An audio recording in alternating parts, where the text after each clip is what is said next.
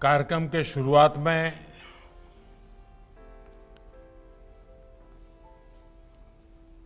मुझे एक दुखद खबर आपके साथ साझा करना है। बिहार के दिग्गज नेता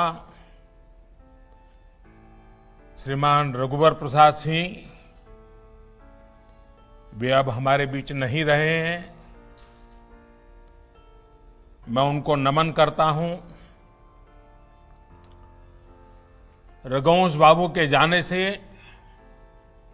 बिहार और देश की राजनीति में शून्य पैदा हुआ। जमीन से जुड़ा व्यक्तित्व, गरीबी को समझने वाला व्यक्तित्व, पूरा जीवन बिहार के संघर्ष में बिताया।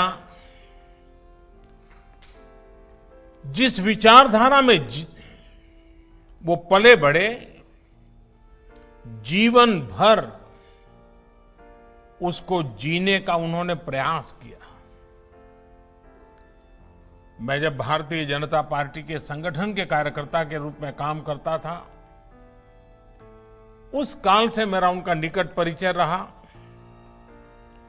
अनेक टीवी डिबेट में काफी वाद विवाद संघर्ष करते रहते थे हम लोग। बाद में वो केंद्रीय मंत्रिमंडल में थे यूपीए में। मैं गुजरात के मुख्यमंत्री के नाते भी उनके साथ लगातार संपर्क में रहता था विकास के कामों को लेकर के। और पिछले 3-4 दिन से वे चर्चा में भी थे। उनके स्वास्थ्य लाभ के लिए मैं स्वयं भी चिंता करता था, लगातार जानकारियां लेता रहता था और मुझे लगता था कि बहुत ही जल्द ठीक होकर के वो वापस बिहार की सेवा में लग जाएंगे। लेकिन उनके भीतर एक मंथन भी चल रहा था। जिन आदर्शों को लेकर के चले थे, जिनके साथ चले थे, उनके साथ चलना अब उनके लिए संभव नहीं रहा था और मन पूरी तरह उस जद्दोजहद में था।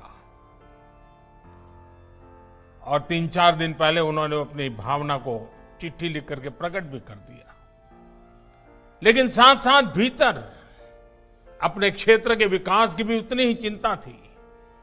तो उन्होंने बिहार के मुख्यमंत्री जी को अपनी एक विकास के कामों की सूची भेज दी। बिहार के लोगों की चिंता, बिहार के विकास की चिंता उस चिट्ठी में प्रकट होती है। मैं नीतीश जी से जरूर आग्रह करूंगा कि रघुवंश प्रसाद जी ने अपनी आखिरी चिट्ठी में जो भावनाएं प्रकट की हैं, उसको परिपूर्ण करने के लिए आप और हम मिलकर के पूरा प्रयास करें। क्योंकि पूरी तरह विकास की ही बातें उन्होंने लिखी थी, उसको जरूर करें। मैं फिर एक बार आज कार्यक्रम के प्रारंभ में ही श्रीमान रघुवर सिंह प्रसाद जी से आदरपूर्वक श्रद्धांजलि देता हूं, उनको नमन करता हूं।